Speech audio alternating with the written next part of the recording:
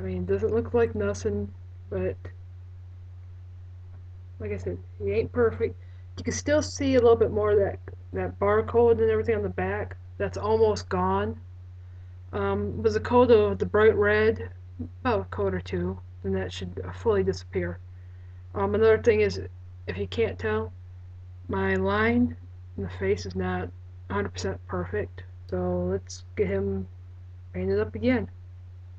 So now we are doing bright red.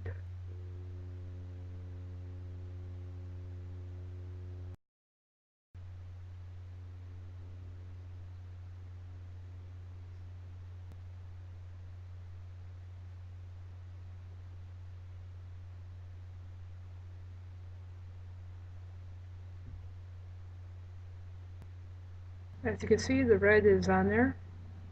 It's a little bit better. The line going across the back, you know, that line right there. It has a slight bit of a curve to it and everything, so what I'm going to do is I'm going to go through and I'm going to start touching that up a little bit. One of the hardest things on this character is trying to do that line as straight as possible, freehand. If you're a first timer, it might come a little bit harder for you, but just keep at it and you will get that line nice and straight. See? Up this line a little bit on the back of the coat, where I think that the C and that the E, where those letters are at the moment. Straight on the tail fin, tail right there. Basically how I'm going by the center on the helmet is, when I'm staring at it, I'm looking at the logo, and then I'm looking at the line in the middle, under the logo, where it kind of has like that little tip to some degree. I'm using that somewhat for my line. And then from that, I go straight up from the middle of the logo.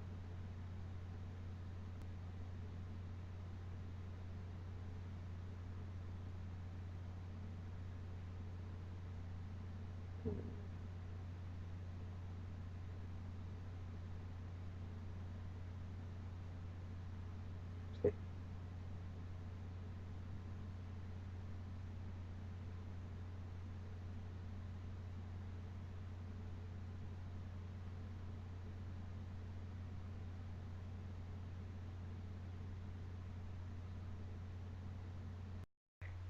So what I'm using right now is I'm using my Folk Art Outdoor Acrylic Paint. This is metallic pure gold.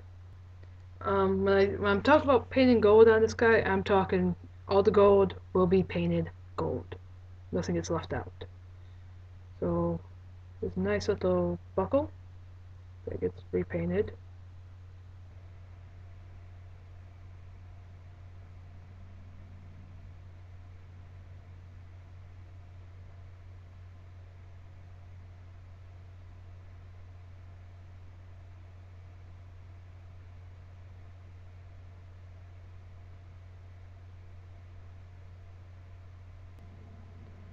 This one does take a little bit longer to dry compared to the water-based acrylic.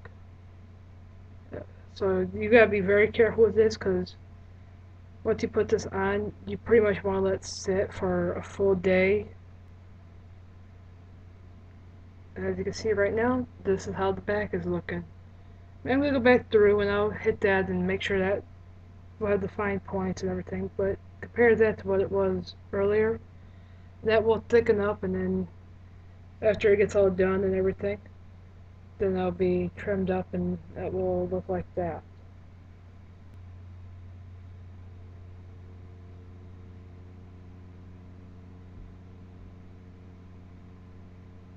Okay, on my pin, I put back in the arm, I just used a pair of pliers with the black on the visor. Start filling that in a little bit, so that way it starts looking like the Green Ranger's visor to some degree. This is what it looks like at the moment. Like I said, fine brush, very fine line. Like I said, that's just the outline. Oh yeah, since I got the black out real quick, I'm going to do the bottoms of the boot.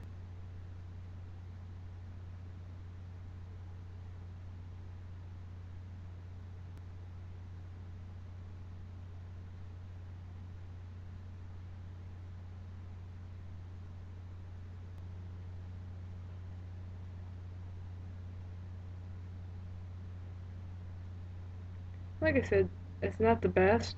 I started doing the clear on the boots, so I got the boots cleared. I did one boot at a time. The reason why I do up the boots first is so that when he dries, I could stand him up while he's drying from head to waist or whatever. So that way it's a lot easier. Um, so that's cleared. The chest logo, I did clear that, but it does, well, it slightly bleeds a little bit. So that's something to watch out for. That's why it's best when you paint that chest logo, you have them sit like this. Um, Another thing you can see too is between the boots and the body, you can see how nice and shiny this is compared to this where it looks like it's primer. On this guy, the clear I used was Wet and Wild Shine Clear. I got this at Rite Aid, 99¢. I don't buy the one up at Walmart because I've actually had that peel. So that's what I used. The reason why I'm using nail polish compared to automotive clear is because if you spray paint clear on an action figure and he's in this pose or any other pose, that's how he's going to sit. Because when your clear dries, you won't be able to use this without doing some damage to some of the paint. Same with trying to bend the knees, the elbows, move the head. You're not going to be able to do that. So you want him to, be done piece by piece and everything with nail polish clear. So that way, in the end, you will have full range of movement out of your character. Another thing is because these arms go up and down, when you put the clear on, you're not really going to hit this little joint. I mean, you can, but it could tack up or it could glue the arm and everything, and you have to fight with trying to clear it up. Now we're going to start on getting the rest of him clear coated. So, in order to do the top of the helmet, it's just real simple. Just paint it up. The good thing is, with it being like a flat red and a flat green, you actually can see where the clear is going. So, but don't go too heavy because you don't want to run on the helmet. Spot on the bottom of the chin. Pretty much what you're going to be doing is basically coating him in clear. From the top to the waist. Just try to make it as even as possible and just go to town on it, pretty much.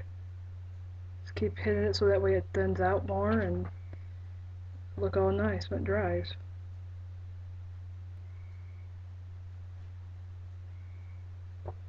Don't worry about the arms at this point because the arms will be one of the last few things that will be painted. The reason why is because the arms have to be moved in different positions to make sure the clear is all the way around them and everything. And the reason I'm doing this fast is because the clear will kind of start setting up pretty fast. This is nail polish. So what nail polish does is it sets up pretty damn quick.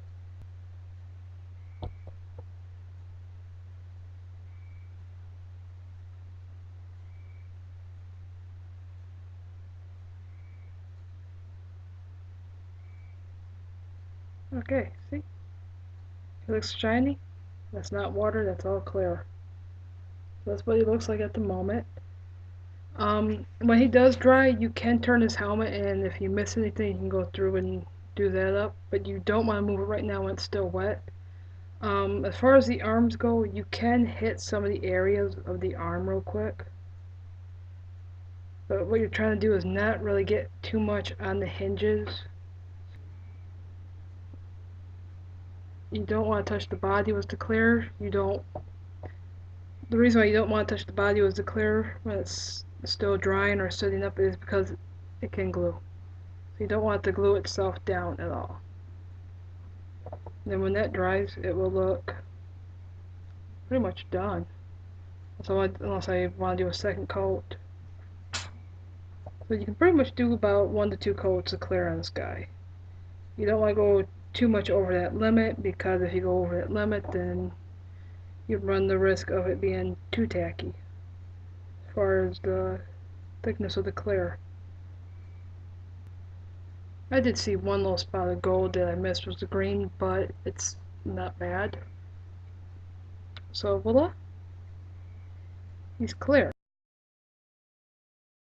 After he dried, what I did was I took the arm, I just slowly bent it so that way the clear, if there was any, it would pop. And then I put a little bit of clear, in some of the little spots right in there. And then I flipped them up this way. I hit the areas in here and in there, same on the green. So that way, now he's all fully nice and even and everything all in here. Pretty much the one spot, no one's really gonna see, but you're gonna know it. The weapons are all cleared, so he's officially finished. So he looks like almost pretty much like the figure, as close as you can get it with an American toy. So this is a Bandai of America toy, and he looks pretty close to a Bandai of a Japan toy. So he's finished. It took a couple hours, well, a couple days really, but this is the end result. So have fun doing your own. You can two-tone it. You can do it single coat. It's however you want to do it. If you want to do one up painted up blue and yellow, you can do blue and yellow. You want to do green and white, you can do green and white. You can do sports teams. You can do whatever. Your toy, your creation. Have some fun. Bye.